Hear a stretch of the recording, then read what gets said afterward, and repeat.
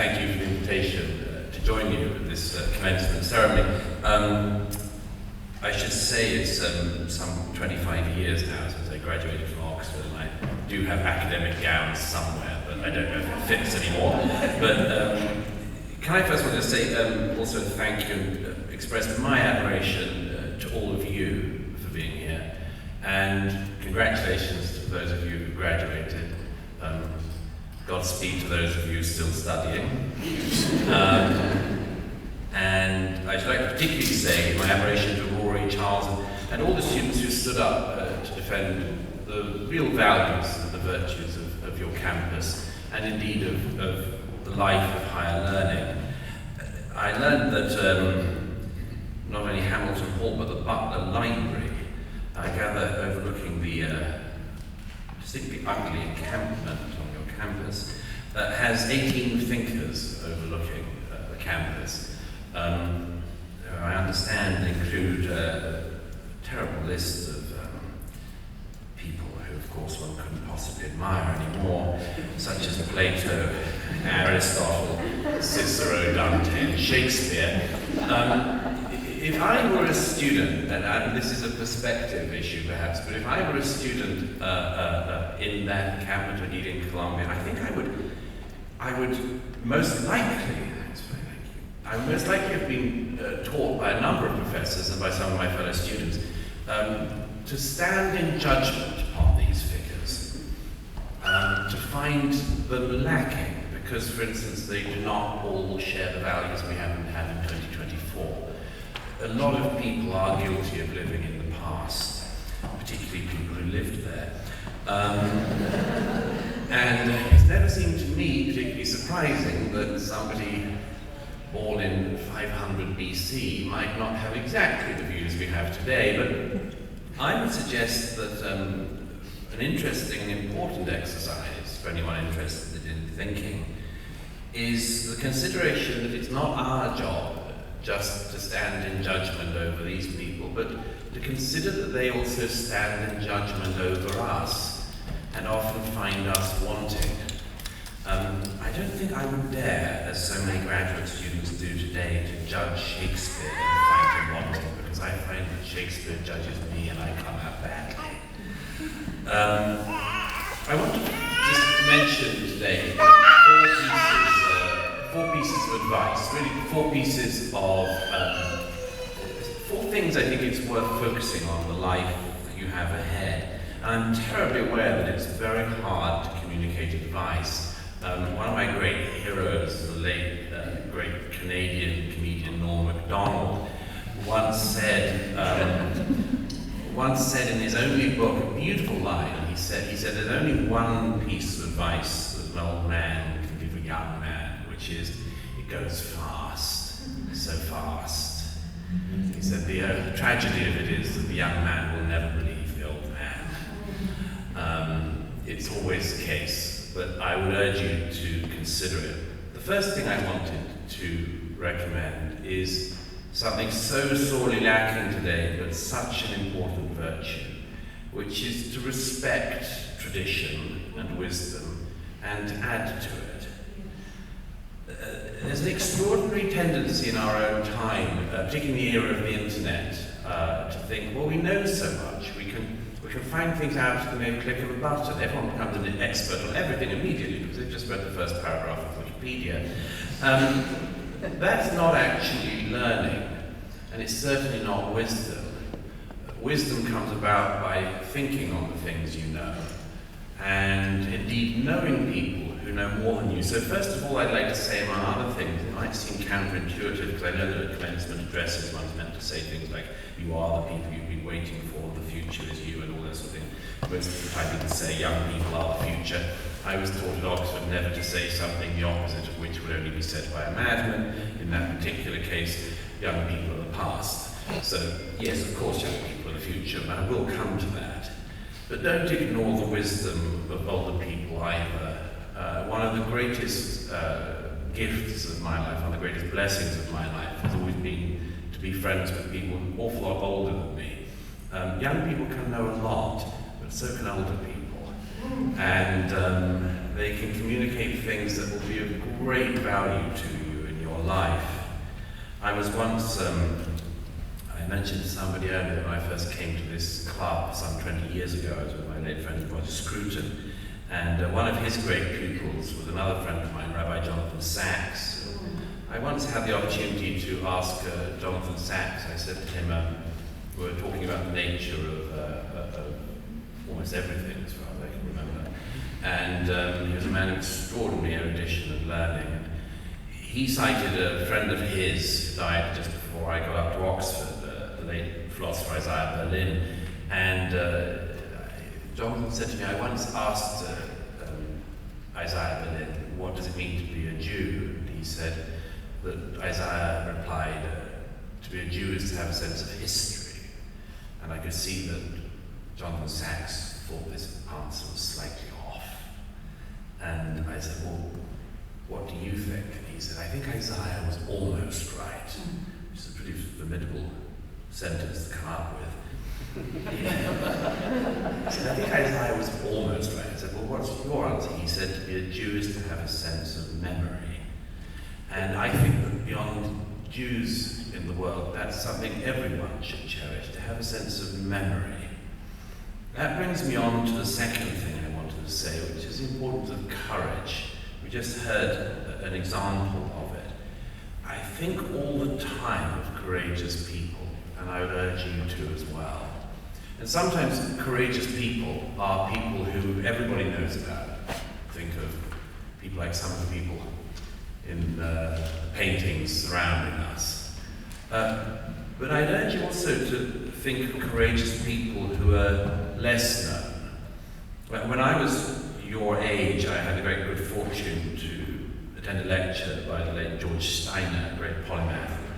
And he introduced me to a story which I have heard almost nobody else mention in the last 25 years, but I mentioned to you because it's a story I've thought on a lot. A great story of human memory and knowledge, and it came from a woman called Tatiana Gnedich, who's almost entirely unknown today but should be known. And as Steiner recalled it, she was a woman who grew up in the early 20th century in Russia, which was among the worst places to grow up. She had studied English literature at the university in St. Petersburg, Petrograd. She had a deep love of foreign literature, and one of her ancestors had translated Homer into Russian. She was proud of this ancestor, but because she had ancestors, she was denounced on her university college campus, and indeed she was expelled from the university college campus for being bourgeois. She lived through the siege of Petrograd. Her mother was killed, her house burnt to the ground, and she one day handed herself in to the secret police. This is a very interesting corner of her life, why she did it. There's a dispute about it among the few people who know this story. Perhaps she was so incredibly demoralized that she thought she'd done something wrong. She committed a thought crime, even if she hadn't. She handed herself in to the secret police because she said to the KGB, I have been dreaming of going to England. She got 10 years in the Gulag. But in her first night in the holding cell, before going to the Gulag, Tatiana Gnedich was sitting, thinking, obviously concentrating very, very hard. And the secret policeman said, in the Gulag there aren't any books. But here there are books, so if you do want to read, now is a good time. And she said, shut up, I'm working. And he said to her, well, what are you working on? And she said, I'm translating Byron's epic poem, Don Juan, from English into Russian. And he said, well, how do you do it? She said, it's 17,000 lines long. She said, it does get difficult to hold all of the translation in my head simultaneously. So he said, I will give you a piece of paper and you can write down some of it. Overnight, she wrote down her translation of every single line of the canto where Don Juan goes to Moscow. And in the morning, the guard saw it and he agreed to give her more paper And for the next 2 years, she sat alone in her cell, and she translated Byron's Don Juan from English into Russian. She then, having finished, had it typed up, and she was allowed 1 of 3 copies, and she took it to the Gulag, and for the next 8 years, with a pencil, she scratched it away. And after leaving the Gulag, after her 10-year sentence, she turned up at the house of her only surviving friend, who had 5 families living in his flat. He welcomed her in, she worked on the translation, and she finished it. It was published. And it is today the translation of Byron into Russian, achieved by one extraordinary woman, and she actually lived to see it performed on the Moscow stage. Heroes come from absolutely everywhere. I'll mention one other personal favourite to you. My friend Andrew Roberts' History of World War II, The Storm of War, records, of course, all of the great men and women who did such extraordinary things, but he also lasers in on individuals who people haven't really heard of. And my favourite example of this is something that happened in 1942, when a 16-year-old British navvy called Tommy Brown was on a submarine, a British submarine, that shot and attacked a German U-boat. The U-boats rose to the surface, and as it was there, this young man and 2 companions leapt onto the U-boat, and they went down into the U-boat as it was sinking. And they broke into a cupboard, and they took out all of the files from the cupboard just before it sank, got them back onto the British submarine. When the submarine got back to England, the British realized what it was, sent all the documents to Bletchley Park, and it turned out to be the deciphering codes needed to decipher the Enigma code. This was achieved by a 16-year-old sailor who lied about his age to get into the Navy. Everyone else involved was honoured. He was disbarred for lying about his age. So it's a slightly sad story at that point, I have to say. But it is a reminder that at all ages, people can step forth and do absolutely extraordinary things. So I urge you, the second thing, to focus on, to think about people of courage. The third thing I'd say is never to lose curiosity. I recently reread a speech that Alan Bloom gave in 1987 to the students just going up to Cornell University, a small university of no importance. But he said to these students there something which has always haunted me. He said something very beautiful to them. He said that the years ahead of you, he said, are the charmed years. The charmed years. And he said that they stand between the years of ignorance and what he described as the intellectual wastelands most people go into in adulthood. But it's not necessarily the case that people do need to go into intellectual wastelands. In fact, many people throughout their lives continue to be wildly curious. And I would say always gravitate towards those people. And they can be from a bewildering variety of backgrounds, but my goodness, you know them when you see them. One of my favorite plays is by the British playwright Tom Stoppard. And it's a play called Arcadia. It has a beautiful exchange in it between a young student, a rather precocious young girl, and her tutor. Thomasina is the girl, and her tutor is called Septimus. And they're discussing the lost knowledge of the world. Specifically, they've been talking about the Library of Alexandria, the racking of the Library of Alexandria, the burning of it. And the rather precocious pupil says to her tutor, "Oh, Septimus, can you bear it? All the lost plays of the Athenians, 200 at least by Aeschylus, Sophocles, Euripides, thousands of poems, Aristotle's own library. How can we sleep for grief?" And her tutor answers her with this short speech. He says, "By counting our stock, 7 plays from Aeschylus, 7 from Sophocles, 19 from Euripides, You should no more grieve for the rest than for a buckle lost from your first shoe, or for your lesson book which will be lost when you are old. We shed as we pick up, like travellers who must carry everything in their arms, and what we let fall will be picked up by those behind. The procession is very long and life is very short. We die on the march, but there is nothing outside the march, so nothing can be lost to it. The missing plays of Sophocles will turn up piece by piece, or be written again in another language. Ancient cures for diseases will reveal themselves once more. Mathematical discoveries glimpsed and lost to view will have their time again. You do not suppose, my lady, that if all of Archimedes had been hiding in the great library of Alexandria, we would be at a loss for a corkscrew. But I thought of that speech yesterday when I was reading in the Telegraph an obituary of a 58-year-old scholar called William Noel. He spent most of his life's work working on a strange 13th century medieval prayer book which was sold some 20 years ago at Sotheby's. It was written over by monks in the Middle Ages and illuminated by them. But he noticed that the monks had scratched out with razors the text underneath the prayer book.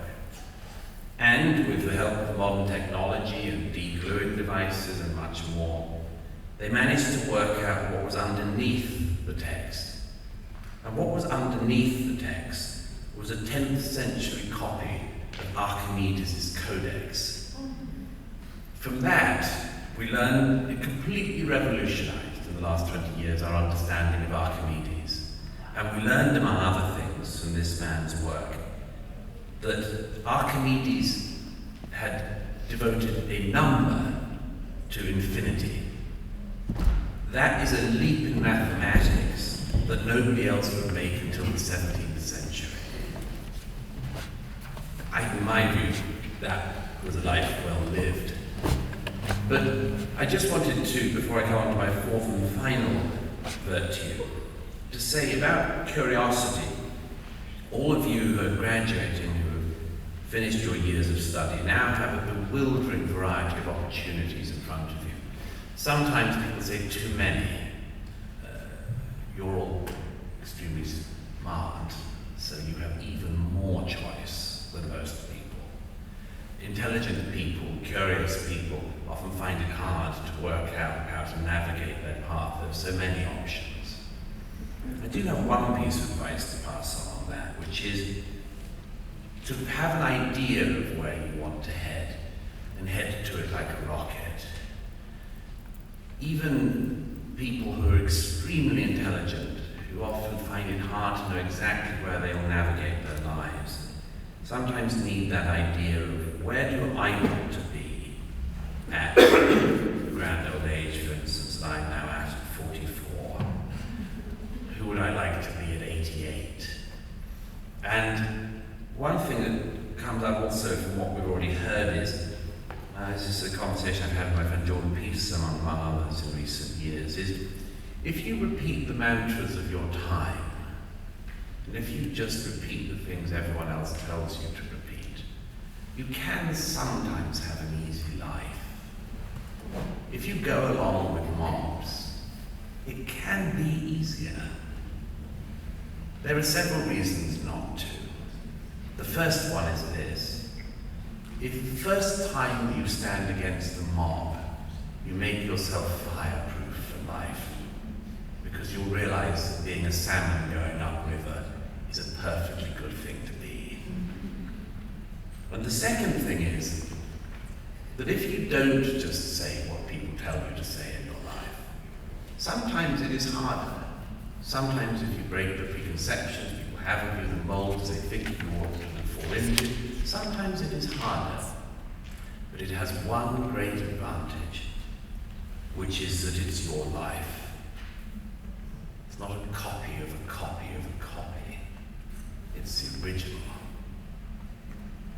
That brings me to the fourth and final thing I wanted to say. The fourth virtue, gratitude. if you ask a lot of young Americans today what their idea, to use a rather old-fashioned phrase, their idea of a life well lived might look like, they will quite often suggest that it's to have a nice time, to make some money, to go on holiday a lot. None of these are bad things in themselves. They're very limited in their ambition. But the world, and the desire to encounter the world, is a very noble pursuit. It's something I've tried to do throughout my career so far. But the principal reason why seeing the world is so important is because it is, so far as I can see, the single greatest inoculation you can get against resentment. We live in an era in the West of enormous resentment. People are encouraged to say what they haven't had, what they haven't been given. Some of this is so extreme now that people have to invent things that they haven't been given, or have to invent reasons to have resentment. But gratitude comes about for lots of reasons, but one of them is just to compare your lot with the lot of others. I have a friend in the United Kingdom who started a school in an inner city area where people are, almost everybody's from the most deprived background imaginable. And certainly imaginable in Britain in the 21st century. And almost all of them immigrant families. I once said to her, what do you do if any of the children really play up? And she said, I tend to encourage their parents to take them back to meet their first and second cousins in their country of origin. So they come back totally transformed. I don't know if this could be encouraged, the American government, to send American students of all backgrounds to see any other country in the world outside of the developed West. But I can promise you that if you do, you come back to America and thank God for being born in America in this century. One of the reasons why gratitude is so important is also because, along with laughter and love, it's one of the things that comes free in life. And I can say this with certainty for the following reasons. Some of you are already old enough to have discovered this. Everyone of a certain age will know this.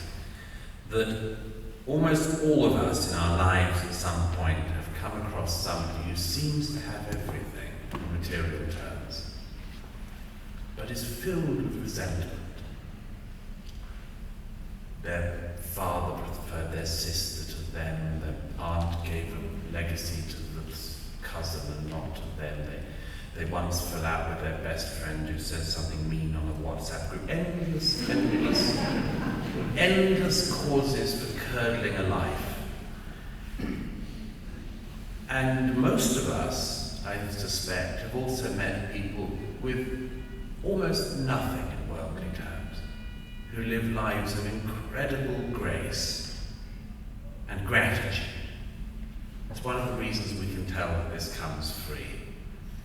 So, between choosing a life of resentment and indeed being indoctrinated into a life of resentment, which is something, as I say, which many of your contemporaries have experienced, do please focus on gratitude and on the great good fortune that we have here today in America, to be able to sit in a room like this, in a city like this.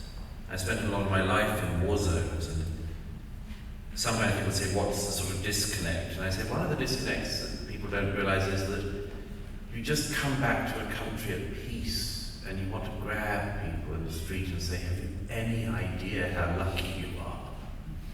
You don't have to run to a bomb shelter today. You don't have to fear for your life. When something happens on the news, you don't have to call all your loved ones and see if they're still there. So, good fortune, gratitude. And the gratitude comes not out of luck, but because people before us in a country like this have made heroic and courageous stands themselves. And now we have the chance, you have the chance to build on them. America in the 21st century is truly the best place to be alive and at the best time. We have the opportunity today everyone focuses on the downsides of everything. Everyone talks about the way in which these devices have made us go mad, and they have. But in no time at all, we all pass over the fact that these same devices give us access to almost all the music that our species has ever created, or is creating today, to almost all the books of all the libraries in the world, and the ones that have been rediscovered, and gives you the opportunity to speak to your contemporaries and peers everywhere in the world. I was in Soweto a few weeks ago in South Africa, and was once again so thrilled to discover that the young students I was speaking with were at exactly the same cusps of knowledge as you and your contemporaries here are in America. The opportunity for this is unbelievable. If we put ourselves to it, we could actually solve problem after problem instead of just creating them. Let me finish with a couple of thoughts. First, one of my great heroes, Gustav Mahler, another emigre to this city, once famously said that tradition is not the kindling of ashes, but the preservation of fire. Secondly, think of the people in our time who are trying to break through problems and consider the opportunity as well. Last year I was at a conference with Elon Musk, and there was a wonderful moment when Elon said at one point, he said, well, everything is possible in the world unless it breaks the laws of physics. That's such a straightforward way of seeing things. But for a know-nothing humanities guy like me, it was also incredibly exciting.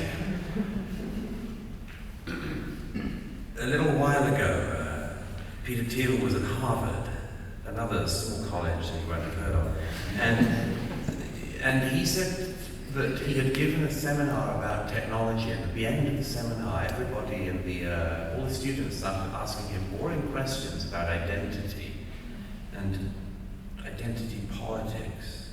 And he got cross with them and said, I don't understand. You're meant to be going to Mars. You're meant to be building underwater cities. Why are you doing this? So what I just wanted to say to you, apart from to congratulate you on getting through these years and hopefully enjoying them, is just to say to you that the kindling of the fire is now your job, and the march is now yours.